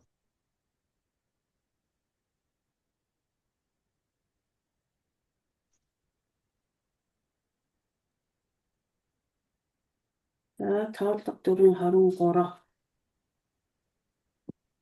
30 наснаас дээш 50 нас хүртэлх уулзалтын майханд ажил хийхээр өөрчлөлт орох бүгдийг чи тоологдсон. 아멘. Мгм. Амен. 예, 성막에서 일하는 나이가 정해져 있습니다. За энэ дээр харах юм бол харж байна тий. Одоо эзний өргөөнд үйлчлэх нас бас энэ тогтоогдсон байдаг гэдэг эндээс харж болохоор. 그 나이가 지났다 하더라도 제사장 직분은 여전히 갖고 있는 거예요. Тэгэхээр хүн одоо энэ нас нь тогтоосон нас нь өнгөрсөн байсан ч гэсэндээ тахилчин үргийг гүйцэтгээл өөрчлөлт гүйцэтгэх хэрэгтэй байгаа. 복음서에 보면 예수님 계실 당시에 제사장이 있었습니다. Тэгэхээр хэдүүлээ харах юм бол Библийн тэр 4 номдэр харах юм бол ч гэсэн тий эзэн Есүсийн үед ч гэсэндээ тахилч нар байсан тий тэргүүнд байсан. 가야바라는 제사장이 있었는데요. 가야바. тухайд Каиаф гэж байсан тий. 근데 그의 장인인 안나스도 함께 제사장이라고 기록돼 있어요. Чин тэр Каиафын одоо хадам эцэг нь бас Ананас гэж бас тухайд тагч хийжсэн хүн байсан тий. 그래서 주된 업무는 가야바가 맡아 하고 그리고 연령이 지난 사람은 보조적으로 돕는 일을 한 것으로 그렇게 알 수 있습니다. Тэр тухайд одоо шин гэрээний үед ч гэсэн тэргүүн тахилчин Каиаф байсан. Тэр үндсэн гол одоо үүргүүдийг Каиаф хийдэг. Харин түүний хадам эцэг буюу нас өндөр болсон тэр хуульчин тахилчин юу хийжсэн гэхээр туслах үүргэнд үйлчлэг хийжсэн байна. 요한복음 18장 13절에 보면은요. За Иохан 18-ийн 13-ыг үзэх юм бол 예수님의 그 재판을 가야바만이 아닌 안나스에게도 그 재판을 받은 것을 알 수 있습니다. За тэгэхээр тэн дээр харах юм бол юу вэ гэхээр Иесус одоо шүүхтдээ тэр ясалэр зөвхөн Каифар одоо тухайн тэргүүн дахиалж болсон Каифар шүүхтдээ засаагүй Аранасаар бас шүүхтсэн дээр гарч. 오늘 여기까지 하고 마치겠습니다. За өнөөдөр энэ үргээд дуусгая. 다음 시간이 마지막으로 알고 있는데 하여튼 그 진도를 빨리 해서 다음 시간에 많이 하도록 하겠습니다. За дараа одоо нэг хичээл үлдсэн гэж ярьж байгаа. Ер нь л хичээл хэзээ амарна гэж ярьсан бэлээ. 기도하게. 10 даар гэсэн юм. За хадлаа залбираа дуусгацгаая тэгвэл. Хаалал одоо нэг хичээл үлдсэн гэдэг дөрвийг л дуусгал дээд юм байна. Дахид нэг хичээл үлдсэн. 무슨 말씀 하시는 건가요? 아니요, 그 이번 학기가 언제 그 중간인지 물어보고 있어요. 언제 끝날 건지. 예, 그러니까 이제 오늘 지났고 이제 다음 주 1시간까지 하면은 이번 학기는 이제 끝납니다. 다음 주 1시간. 나라서 네가 орох юм байна. Тэгээд дуусах юм байна. 기도하고 마치겠습니다. залбираа дуусгая. дараагийн 2 дахь дараа дуусгая. 하나님 저에게 언제나 좋은 가르침으로 앞길을 인도하심을 감사합니다. Эзэн минь та үргэлж биднэрт зөвийг зааж өмнөх замуудыг удирддгийн төлөө талархъя. 하나님의 인도를 잘 받고 그 뜻을 따라 행하는 자에게 하나님의 일하심이 함께 하심을 믿습니다. Эзэн минь таны үгийг сонсоод түүний дагуу дуулууртай үйлдэлтэй нэмнийгээр таны нэгүүлсэл байна гэдэгт итгэж байна. 하나님께서 다윗에게 솔로몬에게 왜 함께 하셨는지를 저희가 정확히 알게 하여 주시옵소서.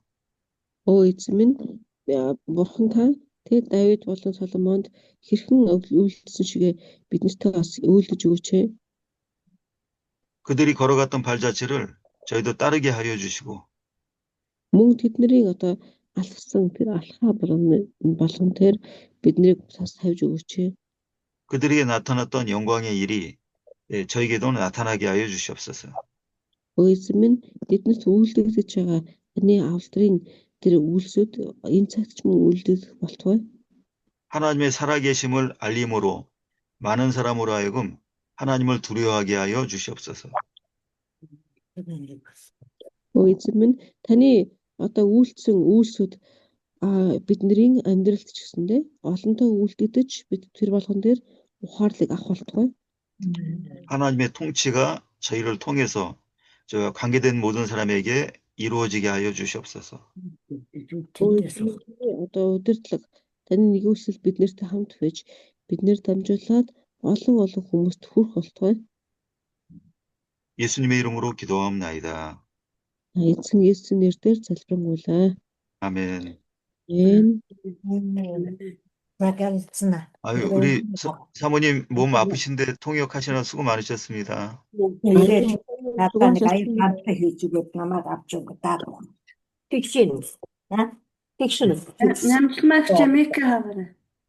өдрний юу гэдэг 무슨 말씀하시는 거예요? 아니요, 그냥 서로 그냥 하는 것 같아요. 예, 예. 한 주간 동안 건강하게 잘 보내시고 다음 주에 반갑게 뵙겠습니다. За манайхан 1-7 хоногийн турш эрүүл их байгаарай. Тэг эргэтлээ уулзцаая. 말씀. 감사합니다. За баярлалаа. 감사합니다.